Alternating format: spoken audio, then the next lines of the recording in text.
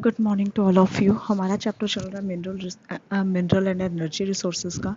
अब पिछला जो टॉपिक था उसके अंदर हमने पढ़े थे फेरियस मिनरल्स के बारे में। फेरियस मिनरल्स यानी जिनके अंदर आपको आयरन के कंटेंट्स पाए जाते हैं।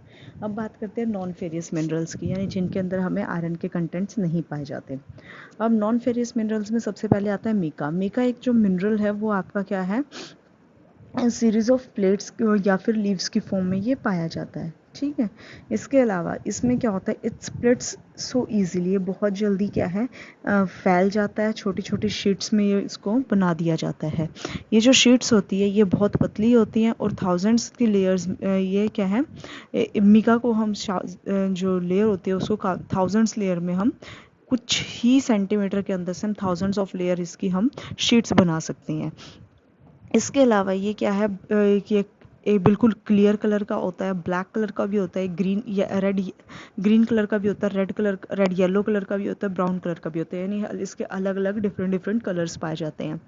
अब इसकी एक्सीलेंस इलेक्ट्रिसिटी स्ट्रेंथ की वजह से ये लो पावर लॉस फैक्टर होता है। लो पावर लॉस फैक्टर होने की वजह से इसको हाई वोल्टेज और प्रॉपर रेजिस्टेंस होती है इसके अंदर, हाई प्रॉपर्टीज़, ये हाई वोल्टेज की, जिसकी वजह से इसको हम किसके अंदर, इलेक्ट्रिक इंडस्ट्रीज़ में बहुत ज़्यादा यूज़ करते हैं। जो मीका का डिपोजिशन है वो आपका नर्दर्न एजेस के अंदर, जो छोटा नागपुर प्लेटू है उसके नर्दर्न जो पोर्शन है उस एरिया में ज़्यादातर देखने को मिलता है। इसके अलावा इसके अंदर जो ये बेल्ट्स बताई गई हैं, जैसे कोडरमा, गाया, हजारीबाग बेल्ट झारखंड के अंदर पाई जाती है और लीडिंग प्रोड्यूसर कौन सा है, झारखंड है। इसके अलावा राजस्थान के अंदर भी कुछ एरियाज़ के अंदर ये पाया जाता है, जैसे अजमेर के आसपास का जो एरिया है वहाँ पर ये देखने को मिलता है। इसके अलावा नकलोर जो मीका बेल्ट है वो आंध्र प्रदेश के अंदर है, वो भी काफ़ी ज़्यादा मीका प्रोड्यूस करने का काम करते हैं वो कंट्री के अंदर। इसके बाद आता है रॉक मिनरल। रॉक मिनरल के अंदर आता है लाइमस्टोन। लाइमस्टोन जो है वो आपका किसमें, रॉक्स की फॉर्म में पाया जाता है। इसमें कैल्शियम कार्बोनेट और कैल्शियम मैग्नीशियम और कार्बोनेट, इन सभी चीज़ों का मिक्सचर पाया जाता है। ये जो है सेडिमेंट्री रॉक्स के अंदर पाया जाता है। इसके अंदर जो रॉ मटेरियल है वो आपका सीमेंट इंडस्ट्री के अंदर यूज़ किया जाता है एज अ रॉ मटेरियल इसको क्या है।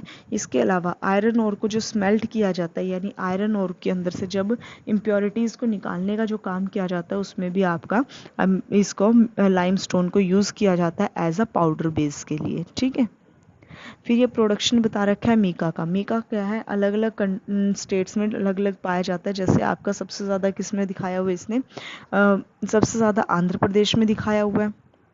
इसके अलावा एमपी के अंदर 15%, राजस्थान के अंदर 15%, गुजरात के अंदर 11%, तमिलनाडु के अंदर 9%, और जो बाकी दूसरी स्टेट्स बच गई उनके अंदर सारा का सारा मिला के 34% आपका लाइमस्टोन पाया जाता है।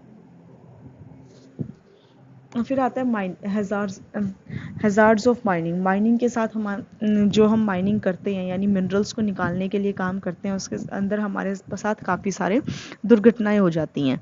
अब वो हैज़ार्ड्स कौन कौन से होते हैं, जैसे इसके अंदर बता रखा है, जब हम मिनरल्स को निकालते हैं तो वो डस्ट और फोम की वजह से वो इनहेल कर ली जाती है और जिसकी वजह से हमें सांस की प्रॉब्लम्स हो जाती हैं। सेकंड थिंग, रिस्क होता है इसमें माइनिंग रूफ्स के लिए, यानी जब माइनिंग्स बनाते हैं तो माइनिंग करते हुए कई बार क्या होता है कि जो माइनिंग की रूफ्स बनाई गई है वो टूटकर नीचे आ जाती है, कोलैप्स हो जाते हैं उनका, तो ये एक रिस्क होता है। इसके अलावा और फायर इन कोल माइंस, जो कोल माइंस होते हैं उनके अंदर फायर लग जाती है कई बार, ये भी बहुत बड़ा रिस्क होता है। Water resources get contaminated due to the mining. जो वाटर रिसोर्सेज है वो मतलब जहाँ पर हमारा वाटर काफ़ी ज़्यादा क्वांटिटी में पाया जाता है वहाँ तक हम पहुँच जाते हैं माइनिंग करते करते, और जिसकी वजह से यहाँ पर प्रॉब्लम हो जाती है। Degradation of land and soil, यानी माइनिंग की वजह से क्या होता है, क्योंकि माइनिंग करते हैं तो धूल मिट्टी वगैरह उड़ती है, जिसकी वजह से लैंड जो है डिग्रेड होना शुरू हो जाती है और सॉइल भी जो है फर्टाइल से नॉन फर्टाइल होना शुरू हो जाती है। तो इस तरह की काफ़ी सारी जो इंडस्ट्रीज़, एक इसमें बताया गया है कि जो सेफ्टी रेगुलेशंस को देखते हुए, स्ट्रिक्ट सेफ्टी रेगुलेशन और इम्प्लीमेंटेशन ऑफ एनवायरमेंटल लॉज को देखते हुए जो माइनिंग इंडस्ट्रीज़ है उनको हमने किलर इंडस्ट्रीज़ का नाम दिया गया है। ठीक है। इसके अलावा आता है कंजर्वेशन ऑफ मिनरल्स, यानी हम मिनरल्स को बचाने के लिए हम क्या कर सकते हैं, कुछ मेजरमेंट्स हैं या कुछ टूल स्टेप्स हैं जिनको हम फॉलो करके मिनरल्स को बचा सकते हैं। Use of improved technology to allow these low grade minerals to low cost, यानी जो लो ग्रेड के मिनरल्स हैं उनको निकालने के लिए जो लो कॉस्ट की टेक्नोलॉजीज़ हैं या जो हाई टेक्नोलॉजीज़ और जो कम कॉस्ट पर पाई जाती है उनका हम यूज़ कर सकते हैं। सेकेंड थिंग, यूजिंग सब्सटीट्यूट्स, यानी हम मिनरल्स निकालने की बजाय उनका जो सब्सिट्यूट है उसको हम ज़्यादा से ज़्यादा यूज़ करें तो वो बेनिफिशियल रहेगा। यूज़ ऑफ शार्प मेटल्स, यानी उनको निकालने के लिए हमें शार्प मेटल्स होने चाहिए ताकि हमारा जो मिनरल है वो इजीली निकल सके। नेक्स्ट इसने बताया recycle of metals is good way in which the mineral resources can be conserved, यानी जो जैसे आयरन ओर है, आयरन ओर को हम ज़्यादा से ज़्यादा निकालने की जगह जो हमारी आयरन की पुरानी हो चुकी चीज़ें उनको हमें रिसाइकिल करना चाहिए ताकि हम क्या कर सकें, अपने मिनरल्स को बचा सकें। अच्छा, they can be use for judiciary manners, उनको मतलब एक तरह से जुडिशरी मैनर की फॉर्म में हम उसको यूज़ करना चाहिए। जुडिशरी मैनर एक तरह से यानी जिस तरह के रूल्स एंड रेगुलेशन बनाई गई है सेम उसी फॉर्म में उसको यूज़ करें, उससे ज़्यादा या उससे कम हम उस चीज़ को ना निकालें। ठीक है। नेक्स्ट आता है एनर्जी रिसोर्सेज। अब इसने कहा एनर्जी रिसोर्सेज को हम दो पार्ट्स में डिवाइड करते हैं। फर्स्ट आता है कन्वेक्शनल, दूसरा आता है non convectional. Convectional energy resources वो रिसोर्सेज होते हैं जिनको हम दोबारा से रिन्यू नहीं कर सकते। नॉन कन्वेक्शनल होते हैं जिनको हम दोबारा से रिन्यू कर सकते हैं, यानी जिनको हम दोबारा से बना सकते हैं दैट इज़ नॉन कन्वेक्शनल, और जिनको हम दोबारा नहीं बना सकते दैट इज़ कन्वेक्शनल। अब कन्वेक्शनल के एग्जाम्पल आ जाएंगे जैसे फायरवुड आ गया, कोल आ गया, पेट्रोलियम आ गया, केटल डंग का केक आ गया, इसके अलावा इलेक्ट्रिसिटी हो गया, नेचुरल गैस हो गया, इनको हम एक बार यूज़ करके हम दोबारा इनको यूज़ नहीं कर सकते।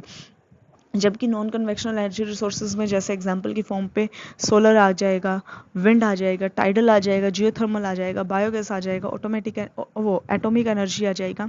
इन सभी चीज़ों को हम क्या है बार बार हम इसको यूज़ कर सकते हैं।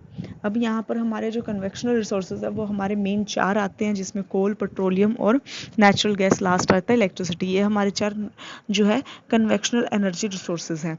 अब जो इसके अंदर हम पहले हम बात करते हैं कोल के बारे में। कोल इंडिया के अंदर सबसे ज़्यादा क्वांटिटी के अंदर पाया जाता है और ये फॉसिल फ्यूल का एक बहुत अच्छा एग्जाम्पल है। ये हमारे इंडिया के अंदर तीन टाइप में पाया जाता है, फर्स्ट लिग्नाइट, सेकंड बिटुमिनस और थर्ड एंथ्रेसाइट। और इसकी एक और टाइप होती है जिसको हम पीट के नाम से जानते हैं। लिग्नाइट जो है लो क्वालिटी का, लो ग्रेड का ब्राउन कोल होता है जिसके अंदर जो है काफ़ी ज़्यादा मॉइस्चर पाया जाता है।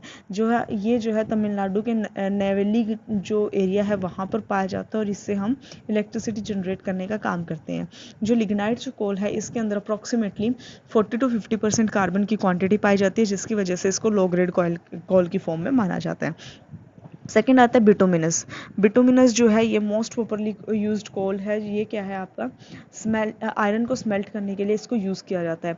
अब बिटुमिनस जो कोल है इसके अंदर अप्रॉक्सीमेटली आपका 50 to 60% आपकी, या फिर कह सकते हो 60 to 70% इसके अंदर आपकी कार्बन की क्वांटिटी पाई जाती है। इस वजह से ये काफ़ी ज़्यादा फेमस है और आयरन को स्मेल्ट करने के लिए इसको यूज़ किया जाता है। और ये जो यूज़ करते हुए क्या है जो ऐश है यानी राख है वो बहुत कम छोड़ता है।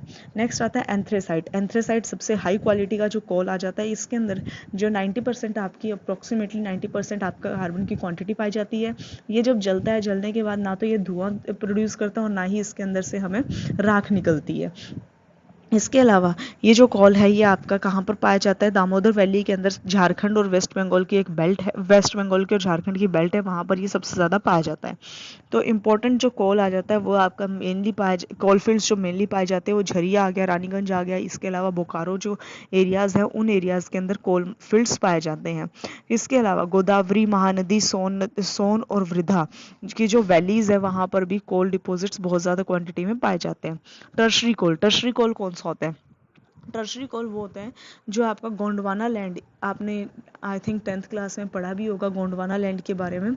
जब हमारी स्टार्टिंग में जब पृथ्वी जो अर्थ थी वो पूरी एक हुआ करती थी, यानी वाटर बॉडी एक साइड हुआ करती थी और लैंड पार्ट एक हुआ करता था।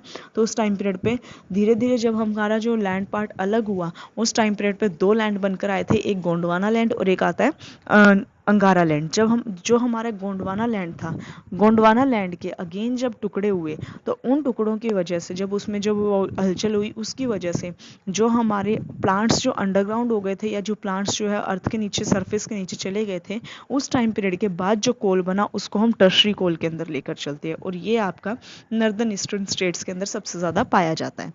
ठीक है, ये आपका टॉपिक यहाँ तक है। इसमें कोई प्रॉब्लम है तो आप मुझसे क्वेरीज कर सकते हो, बट इस चैप्टर, इस चीज़ को पढ़, सबसे पहले आपको बुक से पढ़ना पड़ेगा, क्योंकि ये चैप्टर ऐसे हैं जिनको विदाउट बुक से पढ़े और खुद इसको जब तक आप नहीं पढ़ोगे तब तक इसमें कुछ समझ नहीं आएगा। सो पहले बुक से पढ़ना, फिर उसके बाद अगर कोई प्रॉब्लम आती है तो मुझसे डिस्कस करना।